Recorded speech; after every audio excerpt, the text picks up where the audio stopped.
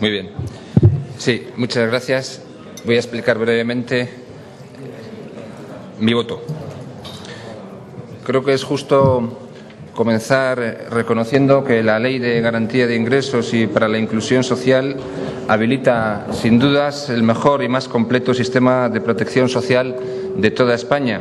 Su puesta en marcha, efectivamente, como aquí se ha dicho, supuso la implantación de un salario social para las familias carentes de recursos económicos, una medida inédita en ese momento en el conjunto del país.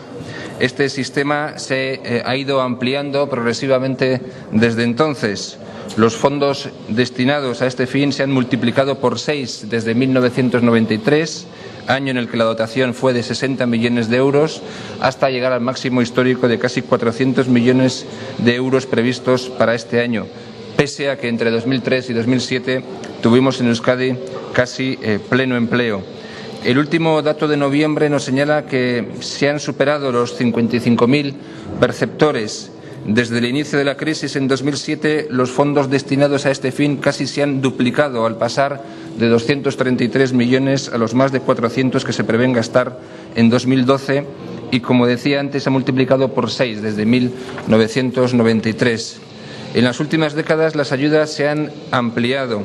Es decir, nos encontramos sin duda ante el mejor y más completo sistema de protección social de toda España y nuestra obligación es mantenerlo o incluso mejorarlo si las circunstancias presupuestarias nos lo permiten, siempre tratando de garantizar la mejor y más justa atención a los ciudadanos más necesitados.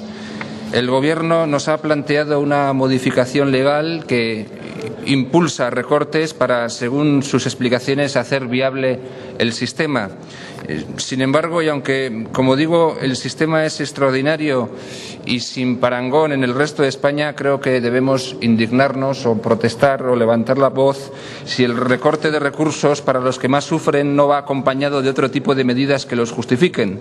Por ejemplo, una campaña de todas las instituciones para luchar contra el fraude fiscal, o el incremento de los impuestos a los que más tienen, o la eliminación de gasto innecesario que sigue existiendo en Euskadi. Es decir, que los recortes sociales, por muy bueno que sea el sistema vasco de protección social, deben seguir siendo el último recurso para poder soportar las estrecheces presupuestarias de estos tiempos de crisis.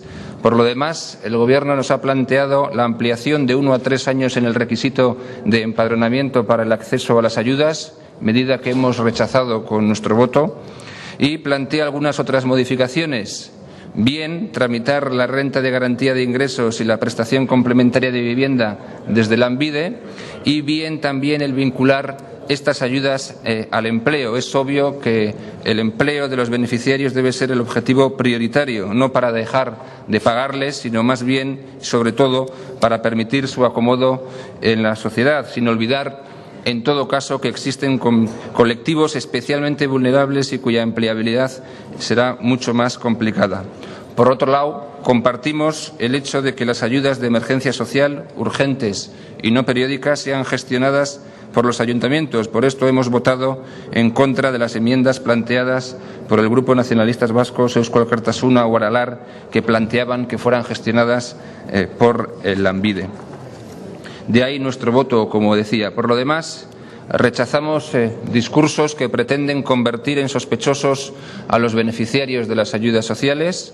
Toda reforma legal puede ser entendible, pero argumentar esta reforma en la existencia de fraude, como algún grupo ha venido insistiendo en los últimos meses, es un disparate y una injusticia. El fraude existente en las ayudas no es el problema fundamental, no ha sido el problema fundamental para el mantenimiento del sistema, y quien diga esto falta a la verdad.